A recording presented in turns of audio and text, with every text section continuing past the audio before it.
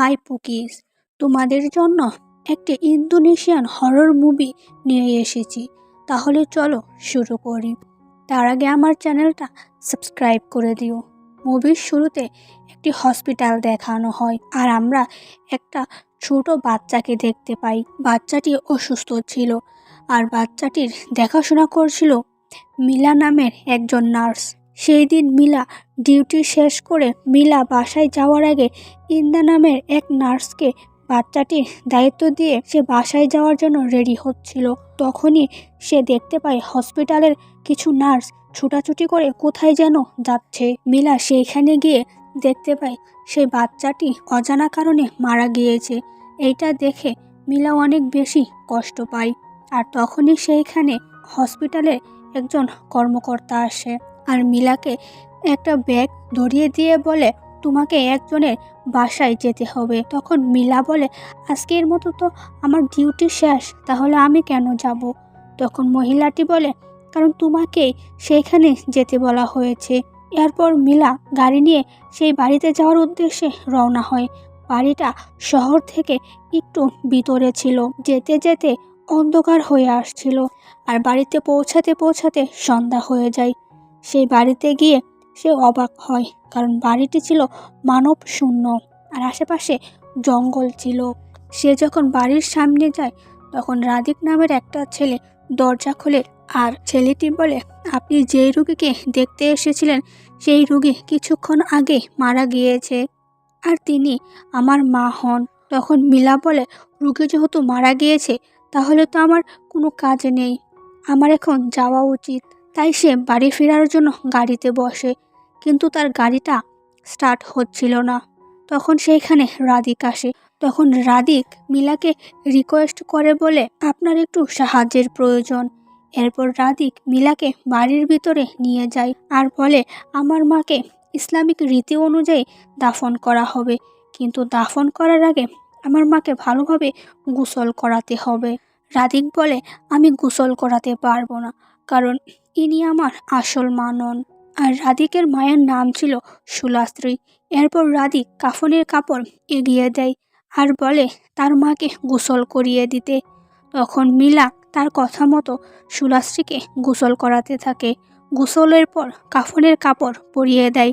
মিলা তার কাজ শেষ করে উপরে আসে। সে যখন ব্যাগ নিয়ে নিচে নামবে তখনই মিলা দেখতে পাই রাদিক কার সাথে যেন কথা বলছিল। ফোনের অপর পাশ থেকে কেউ একজন বলছিল তার মায়ের ডেথ সার্টিফিকেট সাবমিট করার জন্য। মিলা চলে যাচ্ছে দেখে রাদিক বলে, আমার রিলেটিভ আসতে সকাল হবে আর বাড়িতে আমার ছোট্ট মেয়ে নবী একা, আর এইদিকে আমাকে সার্টিফিকেট জমা দেওয়ার জন্য একটু শহরে যেতে হবে। তাই রাদিক মিলাকে রিকোয়েস্ট করে বলে আজকের রাতটা এইখানে থেকে যেতে। মিলার ইচ্ছা না থাকা সত্ত্বেও সে এই বাড়িতে থেকে যায় আর সে নিজের পায়ে নিজেই কুড়াল মারে।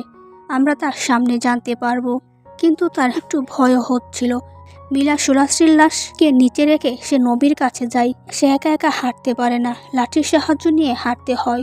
এরপর মিলা যখন নিচে আসে তখন দেখতে পায় ট্যাপ রেকর্ডারটা একা একাই চলছে। মিলা যখন সুলাস্ত্রীর মৃতদেহের পাশে যায় তখনই উপরতলা থেকে নবীর আওয়াজ শুনতে পায়।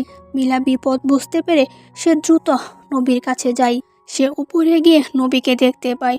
নবী কিছু একটা দেখে অনেক ভয় পেয়ে আছে আর সে খাটের নিচে বসে আছে। নবী বারবার সামনের আলমারির দিকে ইশারা করছিল।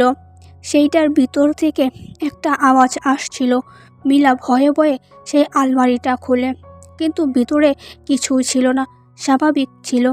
প্রচণ্ড ভয়ের কারণে নবীর শ্বাসকষ্ট শুরু হয়। মিলা তাকে ইনহেলার দিয়ে শুইয়ে দেয়। এদিকে মিলার অনেক পানি পিপাসা লাগে। তখন সে পানি খাওয়ার জন্য কিচেনে যায়। তখন আমরা পর্দার পিছনে লাশের ছায়ামূর্তিকে দেখতে পাই, কিন্তু মিলা তা দেখতে পায় না। সে যখন সিঁড়ি দিয়ে উপরে উঠে তখন তার সামনের পর্দার পিছনের সেই লাশের অবয়বটাকে দেখতে পায়। সে ভয়ে ভয়ে পর্দাটা সরায়। সেইখানে কিছুই ছিল না। সে মনে করে এইটা তার মনের ভুল। সে সেইখানে অদ্ভুত শব্দ শুনতে পাচ্ছিল। তখন আমরা দেখতে পাই তার পিছনে দাঁড়িয়ে আছে সেই ভয়ানক লাশটি। তখনই হঠাৎ করে তার সামনে দিয়ে কেউ একজন চলে যায় আর তখনই মিলার ঘুম ভেঙে যায়। অর্থাৎ এতক্ষণ মিলা স্বপ্ন দেখছিল, কিন্তু সে পাশে তাকিয়ে দেখে নবী নাই। সে তাকে খুঁজতে খুঁজতে সিঁড়ির দিকে আসে, আর সে দেখতে পায় নবী দৌড় দিয়ে নিচে নেমে যাচ্ছে, কিন্তু নবী তো লাঠি ছাড়া হাঁটতে পারে না। মিলা এই সব কিছু দেখে সে অনেক অবাক হয়ে যায়। এরপর সেও নিচে নেমে আসে, আর সে নবীকে খোঁজার জন্য বাড়ির বাহিরে চলে যায়। মিলা যখন উপরে তাকায় তখন সে অবাক হয়ে যায়, কারণ সে দেখে মিলা ছাদে দাঁড়িয়ে আছে, যেন সে এক্ষুনি লাফ দিয়ে নিচে পড়বে। মিলা তখন দৌড়ে গিয়ে নবীকে নামিয়ে আনে। এরপর রাদিক মিলাকে কল করে আর বলে সে বাড়ির কাছাকাছি চলে এসেছে, মিলা চাইলে চলে যেতে পারে। তখন মিলা রাদিককে বলে নবীকে একা একা রেখে যাওয়া সম্ভব না, কারণ সে কিছুক্ষণ আগে ছাদের কিনারে দাঁড়িয়েছিল, আর একটু হলেই নিচে পড়ে যেত। রাদিক বাসায় আসলে তারপর সে চলে যাবে, কিন্তু রাদিক বলে নবীর একা বাসায় থাকার অভ্যাস আছে, কোনো সমস্যা নেই। এইটা শুনে মিলা কিছুটা অবাক হয়। এরপর মিলা যখন নবীর কাছে যায়, মিলা দেখে নবীর শরীর একদম বরফের মতো ঠান্ডা হয়ে গিয়েছে, তাই সে নবীকে কফি বানিয়ে দেয়। এরপর মিলা নবীকে জিজ্ঞেস করে তুমি এত উপরে উঠেছিলে কিভাবে? তখন নবী কিছুই বলে না, আর তখনই আমরা শুনতে পাই কিছু অদ্ভুত আওয়াজ। মিলা যখন ভয়ে ভয়ে দরজাটা খুলবে, তখনই নবী তার হাত ধরে ফেলে আর তাকে দরজা খুলতে মানা করে। তখনই আবার নবীর শ্বাসকষ্ট শুরু হয়ে যায়। মিলা তখন দৌড়ে উপর থেকে ইনহেলার আনতে যায়, আর তখনই সে তার সামনে থাকা সেই ছোট্ট আয়না দেখতে পায়। তার পিছনে রয়েছে সেই কাফনে মুড়ানো ভয়ানক লাশটা। সে ভয়ে ভয়ে পিছনে তাকাতে সে কিছুই দেখতে পায় না। সে যখন আবারও আয়নার দিকে তাকায়, তখনই সেই লাশটা তার সামনে চলে আসে। এইটা দেখে সে দৌড় দিয়ে ঘর থেকে বের হতে যাবেই, তখনই দরজাটা বন্ধ হয়ে যায়। মিলা তখন প্রচণ্ড ভয় পেয়ে যায়। কিছুক্ষণ পর সেই দরজাটি আবারও একা একা খুলে যায়, আর সে নবীর ঘরের দিকে দৌড় দেয়। আর সে যাওয়ার সময় লক্ষ্য করে সুলাস্ত্রীর লাশটি সেইখানে নেই। এরপর সে নবীর কাছে গিয়ে ইনহেলারটি দেয়। মিলা সেইখানে বিপদ বুঝতে পেরে নবীকে নিয়ে বাহিরে চলে আসে। তারা গাড়িতে বসে। এরপর সে যখন গাড়িটা স্টার্ট দিবে, তখনই সে গাড়ির সামনে সেই ভয়ানক লাশটাকে দেখতে পায়, আর পাশে তাকাতেই সে নবীকে দেখতে পায় না। সে বাহিরে তাকিয়ে দেখে নবী হাওয়ায় ভাসছে। নবীকে কোনো এক অশুভ শক্তি ঘরের দিকে ভাসিয়ে নিয়ে যায়। মিলা নবীর বিপদ বুঝতে পেরে সে আবারও ভয়ে ভয়ে বাড়ির ভিতরে প্রবেশ করে। সে ঘরে ঢুকতেই একটি চেয়ার দেখতে পায়, যেটা একা একাই নড়ছিল। সেখানে সুলাস্ত্রীর লাশটাও ছিল না, কিন্তু তখনই একটা লাশ তার সামনে এসে পড়ে। সে ভয়ে ভয়ে নবীর রুমে দৌড় দেয়, আর সেইখানে যেতেই দেখতে পায় নবী অন্ধকার কোণায় বসে রয়েছে। আর সে বলতে থাকে আমার জীবন্ত মানুষের শরীর চাই। আর সে দেওয়াল বেয়ে উপরে উঠে যায়, উড়ে এসে মিলার উপরে আক্রমণ করে।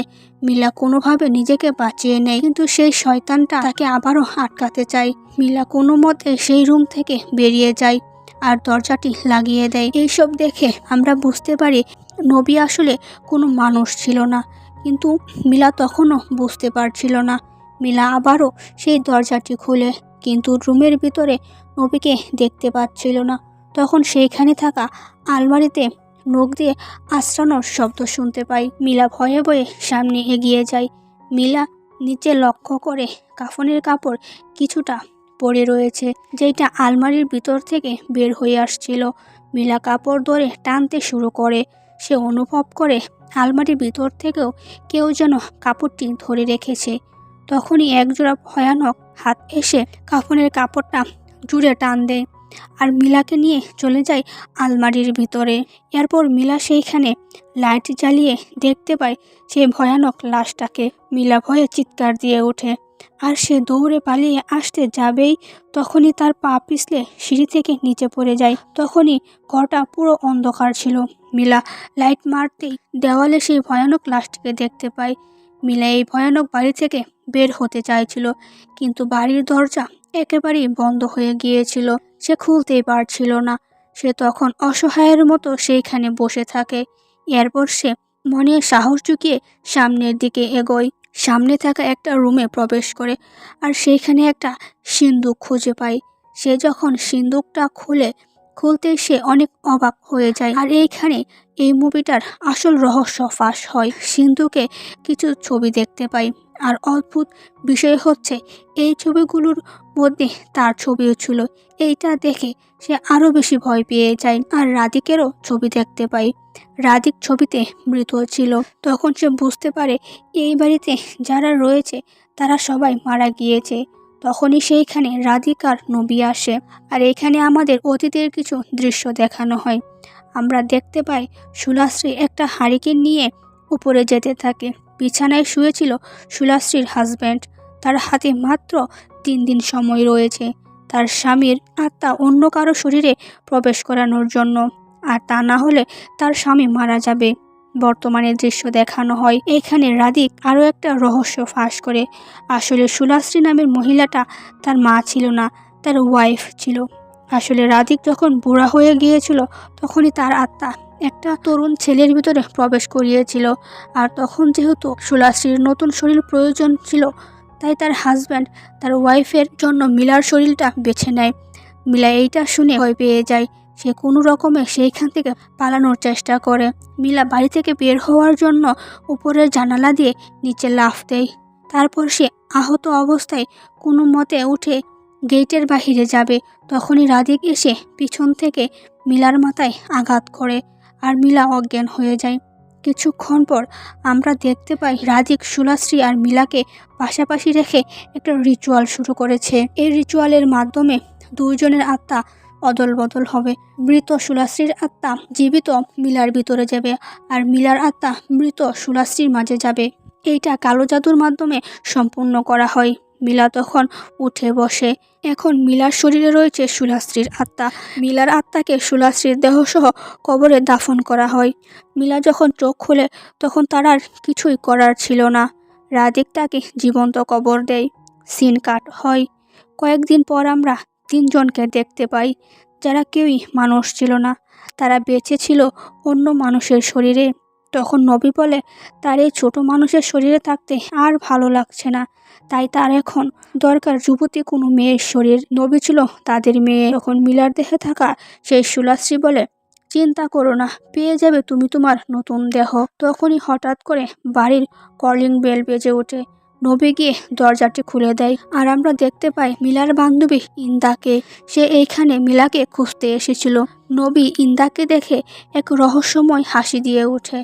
তার মানে আমরা বুঝতে পারি নবী তার নতুন শরীর পেয়ে গিয়েছে। আর এই ভয়ানক দৃশ্যের মাধ্যমে আজকের এই ভয়ানক মুভিটি শেষ হয়ে যায়। তোমাদের কেমন লেগেছে কমেন্ট করতে ভুলবে না, আর আমার চ্যানেলটা সাবস্ক্রাইব করে দিও।